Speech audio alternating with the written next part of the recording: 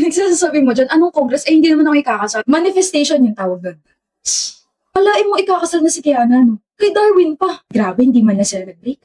Sayang. Anong sayang? Sira ulo. I mean, shipper niyo kasi ang dalawa before. Yung Sky na naimbento mo dati, napaka-corny talaga. Ang cute kaya, pero anyway, nasasayangan ako sa chances na hindi ka umamin sa kanya dati. Pala ko nga magkakatuluyan kayo eh. Kasi mag-best friends kami at hanggang dikit kami, ganon. Kasi may gusto kayo sa isa't isa, yun. Ano? Akala ko talaga may chance kayo. Like, alam mo yun, marirealize nyo na kayo talaga yung tinadhana para sa isa't isa. Wait, ba't ganyan yung mukha mo? May gusto siya sa akin dati? Anak ng, wait, hanggang ngayon hindi mo alam? May gusto sa'yo si Kiana dati, Skyler. Hoy! Sino yung tinitignan mo, ha? Yung pader. Pader? Hindi eh. Si Skyler yung tinitignan mo, Kiani. Si Skyler. Shut up, Remy. Shut up, Remy. Gusto mo siya, no? Ano? Gusto mo siya, no? Kapag hindi ka sumagot, ipagkakalat ko na may bulati ka sa ilong. 1. Na may gusto ako sa kanya. Umamin ka na kasi, Kiana. What if gusto ka rin ng pare ko? I think he likes Jam. Wait, sino? Si Jam? I don't know if she's just joking, pero kasi umamin siya sa harap naming dalaw ni Skyler. Tapos itong si Skyler, parang kinilig na ewan na napangiti, tapos dinaan pa niya sa baliw. Sure ka? Gusto ko pa man din siya. Huh? Baliw? Oo, baliw sa'yo. Kaya mo rin yun! I could never. Magpapalaman mo na ako sa kanal bago ko magawa yun. Alam mo pare ko, Kiana, walang mararating na relasyon nyo kung walang aamin. Ayoko nga! Hanggang best friends na lang ba? Hindi ako aamin hanggat hindi ko nako-confirm mula sa kanya na gusto niya rin ako. Hindi ako aamin kung hindi mo na siya aamin, okay? Sarap niya ako to. San, what if ako na lang yung umamin para sa inyong dalawa? Sinasabi ka? Wala. Sabi ko, good luck. I know kakakilala lang natin last month pero gusto ba Kiana? You like me? We're a happy family with a great big hug. Wait, seryoso ka? Gusto rin kitang ligawan. At para mas makilala mo ako, niyaya kita sa isang brunch date. Darwin? Remy, umamin si Darwin. Darwin? Sino yun? Si Darwin na tiga Block 2. Anak ng wag! Paano na yung Sky na ko? Sky na? Kayong dalawa ni Skyler. Skyler? Kiana? Sky? Hindi niya nga ako gusto. Okay. Gusto mo na spoiler? Spoiler? May ibibigay sa'yo mamaya si pare ko. Major spoiler na yun na para tumapang ka kapag umamin siya, umamin ka na rin. Pag nagkaganon, edi happy ending na sa inyong dalawa, edi happy na rin ako para sa inyong dalawa. Oh, bakit ka umiiyak? Sabi mo, may ibibigay siya sa akin. Meron nga, yung bulaklak. Hindi naman para sa akin yun eh. Pinag-practicean niya ako for Jam. The flowers are for Jam, hindi sa akin. I told you, gusto niya si Jam, hindi ako. Tigilan mo na kaming i-push sa isa't isa. Aasa lang ako ng aasa at masasaktan lang din ako. Okay? Parang mas mabuti pang hindi ako makailam. Sobrang nag-guilty ako nung time na yun, pre, kung alam mo lang. Like, sana sinabi ko na sa'yo before na may feeling si Kiana sa'yo and vice versa, pero takot ako na pangunahan kayong dalawa. Kaya I try to give her a spoiler, kaso nag-backfire sa inyong dalawa yun eh. Tapos after nun, akala ko may magbabago, like iwasan or something, kasi ang awkward eh. Pero wala. Mas naging close kayo, mas naging caring ka sa kanya, kaya, ayun, hinayaan ko na lang kayong dalawa. Inassume ko na lang na baka nalaman mo may gusto siya sa'yo, tapos kaya ganun kasi you're just being careful sa next actions mo, tapos malaman-laman ko, sila na ni Darwin. Same Remy. I was honestly surprised and now they are getting married. Pre, kasalanan ko. Wala kang kasalanan, pre. Ako ang may kasalanan. Darwin was brave enough to take the risk kahit na alam niya hindi siya gusto ni Kiana. At ako naman, natakot ako sa consequences kapag umamin ako sa matalik kong kaibigan. Mahal mo pa rin, no? Mahal ko pa rin. I roll my eyes around the venue. Intimate wedding.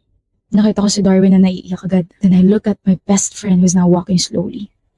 Kiana, the bride. If only I gave you the flowers and told you that I like you since we were in junior high. Baka iba naging takbo nating dalawa, no? Baka naabutan pa kita. Mahal pa rin kita, Kiana. At punong-puno ko ngayon ng pagsisisi kung bakit yung 3 salitang gusto kita, Kiana, na hindi ko man lang nasabi sa'yo na nasa kolehiyo tayo. Sa mga araw-araw na magkasama tayo dati. Bakit hindi man lang ako nakaamin? Yun na yung mga chance na sinayang ko. Yun yung mga chance ang pinalampas ko. And then our eyes met. And you smiled. Pero bumalik agad yun sa mapapangasawa mo. Gusto ko malaman mo na masaya ako para sa'yo. Pero nakakalungkot din dahil mukhang matagal pa bago maubos tong pagmamahal ko sa'yo, Kiana. Kaya pasensya, kung mahal pa rin kita. 4 countries in 1 month. Girl, you are insane. Sobrang yaman mo. Ganun talaga kapag mayor yung daddy ko. Just kidding. E di nag-business class ka na naman. Of course. Pero nagkaroon ng problema nung una, nakaka-stress. My dad's assistant was so stupid. I think she was trying to sabotage me. She put me in the economy class. Economy. Can you even imagine that? I mean, I'm not sitting in the economy like a regular person. Duh. Pero di ba may private jet kayo? Bakit hindi na lang yun yung ginamit nyo? Private jet? Oh. Daddy, please, let me use our private jet. Denise, hindi nga pwede. Mainit mga mata sa akin ng mga kasamahan ko. Parang natunugan na kasi nila na I didn't even distribute the donations that I got from them ng bagyo. Sa mata nila, binulsa ko lahat ng mga yun. Which is true. Kinwento mo kaya sa amin ni Mommy yun? Tapos, di ba, Daddy, I got a quarter of that donation. At hindi nila pwedeng malaman yun. You know what? Maglaylo ka muna sa mga travels or sa pag-shopping mo. Stay away from social media as well dahil maraming sumasabit na politicians dahil sa mga stubborn children nila. Kainis naman. But don't worry, ita-divert ko yung attention nila by visiting the orphanage. Kailangan ko muna magpakitang tao. Makinig ka muna sa akin ngayon, Denise. Dad! End of discussion. The private jet was not available kasi parang may naayos yata. But anyway, I was so much sa assistant talaga. Parang gusto niya akong pahirapan. Just be grateful na nakakapag-travel ka. Also, upgrades are limited. Baka she put you in the economy class kasi naubusan na. Stupid pa rin siya. And Jamie, for the love of someone, this is my grateful face, okay? So manahimik ka na lang if you don't have anything nice to say. You're always trying to be a bad friend, right, Kara? I'm not trying to be a bad friend. I'm just saying na hindi lahat ng tao nakakapag-travel. Also, your dad's assistant was just doing her job. Oh, please, Jamie, don't preach to me. Hindi ko fault na my life is better. That's just how the world works. Some are born to suffer, some are born, well, like me. Yeah, born with the taxpayers' money. Ano sabi mo? My dad works hard for the city. Works hard, wala nga natatapos na projects under his leadership. Be for real, Denise. Dad, ikaw ba tinutukoy sa news? Ayon sa kasalukuyang investigasyon, limpak-limpak na pondo ng lungsod na nakalaan para sana sa infrastruktura, kalusugan at social programs ay umano'y nailihis sa mga pribadong account na konektado sa mayor ng lungsod na to. Nagkalat ang mga peking dokumento, ghost projects at kaliwat kanan sa buhatan ng mga kontratista. Wala pa ring pahayag mula sa tanggapan ng mayor habang nananawagan naman ang mga mamamayan ng pananagutan. Jessica Rivera, nag-uulat. Dad, paano na ako? Paano na kami nila, Mommy? It's also all over the social media. Binubuli na nila ako sa comment section. Akala ko ba walang makakaalam? Don't worry, anak. I'll fix this, okay? Babayaran ko lang sila and besides, kakampi natin yung gobyerno. Lilipas din yan, matatabunan ng ibang issues, makakalimutan ng mga tao. I've been trying to call you, but you girls are not answering the phone. My gosh, I'm glad I found you here. I need comfort. Kasi hindi maganda yung morning ko. Like, people are so gullible. They are all over my comment section saying my family is corrupt. Naniniwala sila masyado sa fake news. Eh, bias naman itong mga cheap journalists na to. Hindi ba? Jamie, hindi ba totoo? Stop being clueless. Aware ka. Alam yung lahat yan. Tsaka hindi lang yung sabi-sabi, Denise. May audit, may documents, may evidence. Alam mo, Jamie, kontrabida ka talaga. These so-called documents are probably for my dad's enemies. You know how politics works and my dad is respected. Hindi siya corrupt. Kaya lang naman nagtagal yung daddy mo kasi binibili niya lahat ng mga dapat magsalita. Officials, media, and even voters. And you? Isa kang poster child ng nakaw na yaman. Yung mga relief goods at mga donations na para sa mga nasalanta, ayun. Napunta dyan sa closet nyo as designer bags, designer shoes, and designer clothes. Yung kasadang dapat tapos na, ayun, binabahanan naman, sira na naman kasi bulok yung materials na ginamit eh. You think you're better than me? Oo, kasi hindi naman kami kumakain ng isang pagkain na galing sa nakaw.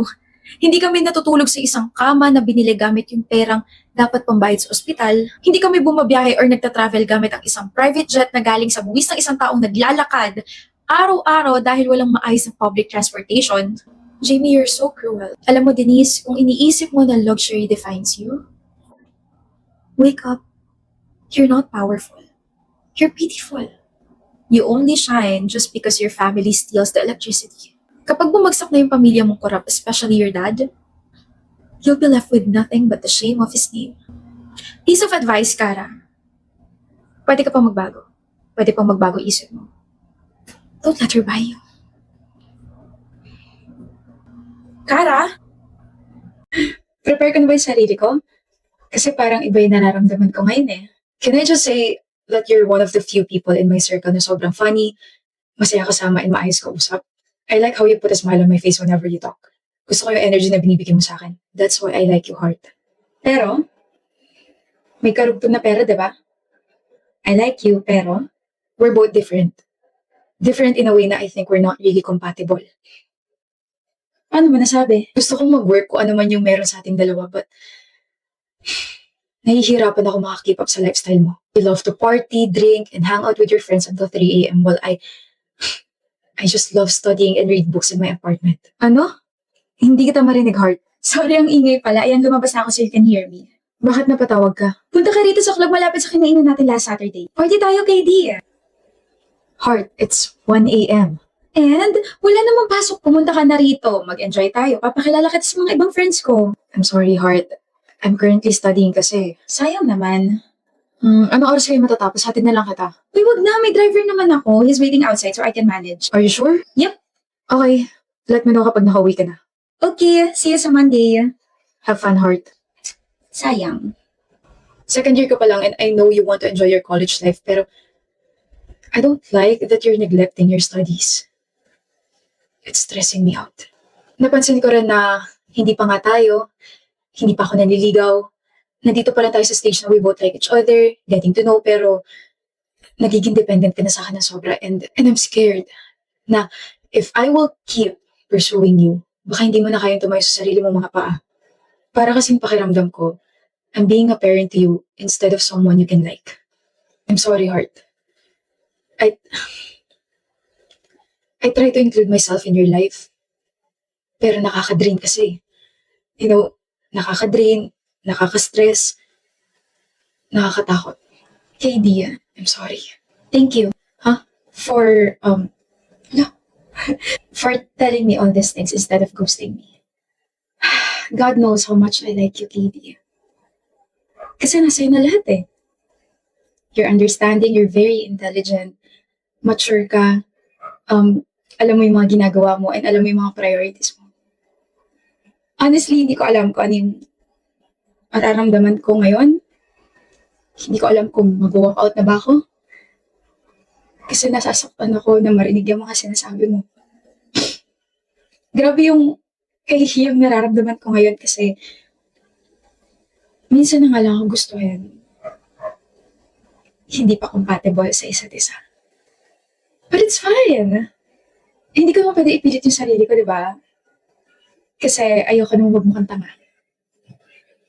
Lilipas lang din to. Ano lang to, it's just a phase.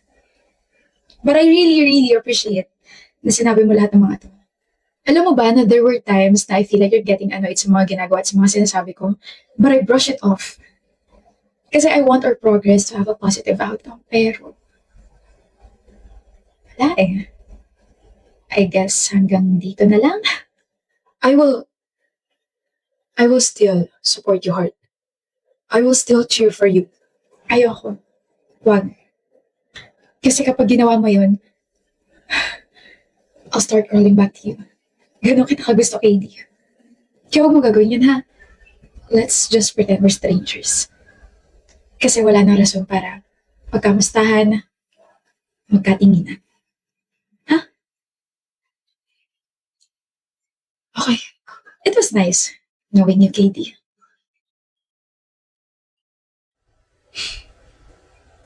Likewise. Alis na ako.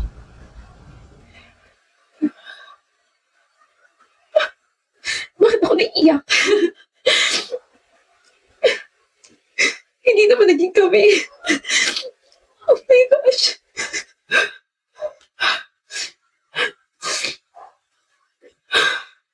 Nakakainis. Oh.